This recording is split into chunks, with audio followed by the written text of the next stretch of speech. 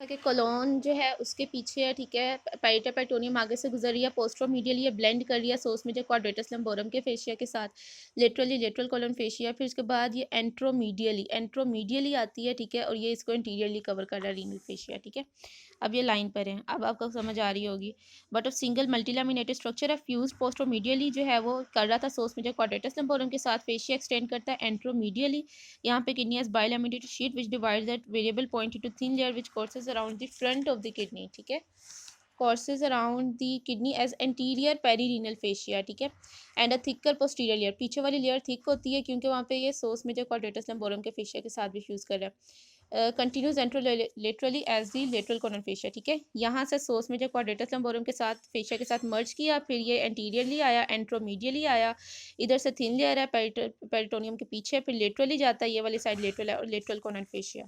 ठीक है। अब हम देखते हैं, it was believe that above is suprarenal gland anterior perirenal fascia fuse with each other. पहले कहते थे कि सुप्रारीनल ग्लैंड और जो एड्रिनल ग्लैंड है ये जो है ना ये फ्यूज़ करते हैं, लेकिन असल में इनकी फ्यूजन नहीं होती। जो रीनल फेशिया ना किडनी है, ठीक है, इसके ऊपर एड्रिनल ग्लैंड है, जब ये रीनल फेशिया गुजरता है ना तो इन दोनों के दरमियान एक सेप्टा फेंकता है, ठीक है। इसका फ़ायदा ये होता है कि हम एड्रिनल ग्लैंड को रिमूव कर सकते हैं इन केस फ्रियोक्रोमोसाइटोमा में या किसी और डिजीज़ में कोई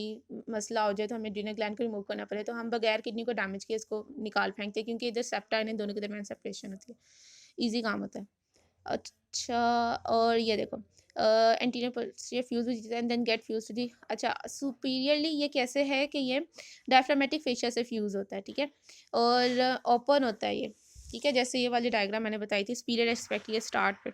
कि किडनी है, किडनी, ठीक है, ये रीनल फेशिया उसके इर्द गिर्द, ठीक है, ये एड्रिनल ग्लैंड पड़ा हुआ है, ठीक है, और ये दरमियान में देखो कैसे सेप्टा फेंक रहा है। अच्छा, तो ये ऊपर को जब जाता है ये डायफ्राम है तो ये इधर से जो है वो ओपन होता है। अगर राइट साइड पे है ना तो राइट साइड की किडनी होगी तो वहाँ पे ऊपर क्या पड़ा होगा, लीवर, ठीक है, ऐसे करके, ठीक है, तो ये लीवर पड़ा होगा। जब ये ऊपर ये वाली जो साइड है हमारे पास के एड्रिनल ग्लैंड है, ठीक है, ये सेप्टा फेंका हुआ है रीनल फेशिया ने नीचे किडनी के, ठीक है, राइट साइड पे आएगा तो यहाँ पे होता है लीवर का ये वाला जो बेयर एरिया होता है ना, यहाँ पे होता है इंफीरियर कोरोनरी लिगामेंट, ठीक है, इंफीरियर कोरोनरी लिगामेंट, तो ये उसके साथ फ्यूज़ कर जाता है राइट साइड पे फ्यूज़ कर जाएगा इंफीरियर कोरोनरी लिगामेंट के साथ। और लेफ्ट साइड जो होती है ना वहाँ पे होती है सुप्लीन, ठीक है, यूं करके। अब जब ये एड्रिनल ग्लैंड किडनी, ठीक है, और ये फेशिया जो है वो रीनल फेशिया के साथ जब ये ऊपर को आएगा ना तो यहाँ पे होगा हमारे पास जो लिगामेंट होता है एक, ठीक है, उसके साथ जाके इसने फ्यूज़ कर जाना होता है। ये देखें, पहले राइट साइड का देख लें उसके बाद हम लेफ्ट साइड पे जाते हैं, वैसे बता दिया। लीवर में, ठीक है, राइट साइड पे लीवर होता है, bare area of liver on right side and with और फिर with subphrenic extra peritoneal space on the left side, ठीक है, सबफ्रेनिक लिगामेंट जो है वो लेफ्ट साइड पे होता है, ठीक है, गैस्ट्रोफेनिक लिगामेंट आई थिंक, उसके साथ जाके ये फ्यूज़ कर जाता है। On the right side at the level of the upper pole of the kidney anterior fascia blends with the inferior coronary ligament, ठीक है, मैंने पहले बता दिया राइट साइड पे इंफीरियर कोरोनरी लिगामेंट के साथ जाके फ्यूज़ कर जाता है। लेफ्ट साइड पे फिर क्या था, सुप्लीन परी थी, गैस्ट्रोफेनिक लिगामेंट। लेफ्ट साइड पे ना यहाँ पे करके ये होता है हमारे पास गैस्ट्रोफ्रेनिक लिगामेंट पड़ा होता है, ठीक है, उसके साथ जो है ना इसकी अपर लेयर रीनल फेशिया की फ्यूज़ कर जाती है। गैस्ट्रोफ्रेनिक लिगामेंट जब एंटीरियर साइड ऑफ सुप्लीन को भी सपोर्ट कर रहा होता है तो वो इधर पड़ा होता है, उसके साथ इस जाके इसने ब्लेंड कर जाना है लेफ्ट साइड पे, ठीक है।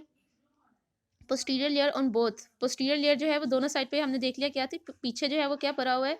क्वाड्रेटस लंबोरम और सोर्स मेजर, उन दोनों के साथ इसने फ्यूज़ करना है, ठीक है, और thoracoabdominal and on the inferior aspect of the thoracoabdominal diaphragm, ठीक है। Medially the anterior layer is continuous from one to other kidney as the posterior layer is attached to the other side of the. अच्छा देखो, ये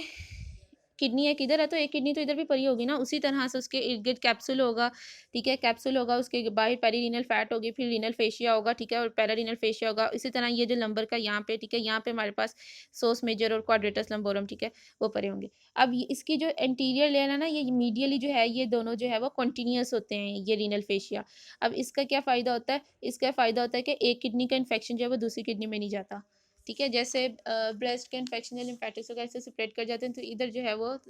एक kidney का infection जो है वो दूसरी किडनी में नहीं जाता, मतलब ऐसा नहीं होगा कि एक किडनी में इन्फेक्शन हुआ फिर दूसरे में हो जाए, ये भी एक अच्छी बात है। It's a beauty of nature. Okay, anterior layer is continuous और below both layer extend along the ureter, और नीचे ये तो ऊपर हमने पढ़ लिया ना क्या होता है। अब ये किडनी के नीचे क्या होता है, किडनी के नीचे ये जो है आपको पता है इसके हाइलम जो है वहाँ से निकल रहा होगा हमारे पास जो है पेल्विस यूरेटर, ठीक है, और फिर वो यहाँ पे आके डायफ्राम होगा, ठीक है, उसके बाद यूरेथ्रा, ये दूसरी किडनी का भी यूरेटर ओपन हो रहा होगा, यूरेटर जो है वो ओपन हो रहा होगा यूरिनरी ब्लैडर में, सॉरी, हाइलम, ठीक है, हाइलम से यूरेटर निकल के यूरिनरी ब्लैडर यूरेथ्रा इसमें ओपन हो रहा होगा। तो ये इंफीरियरली जो है वो क्या करता है, इंफीरियर वो कह रहा है कि बिलो बोथ द लेयर जो है वो anterior posterior layer extend along the ureter, ureter के लॉन्ग एक्सटेंड करती है और फिर इलियक फेशिया में जो है ना वो जाके कंटिन्यू कर जाती है, इसके साथ कंटिन्यू करती है। चलें जी, best of luck, I hope आपको समझ आई होगी।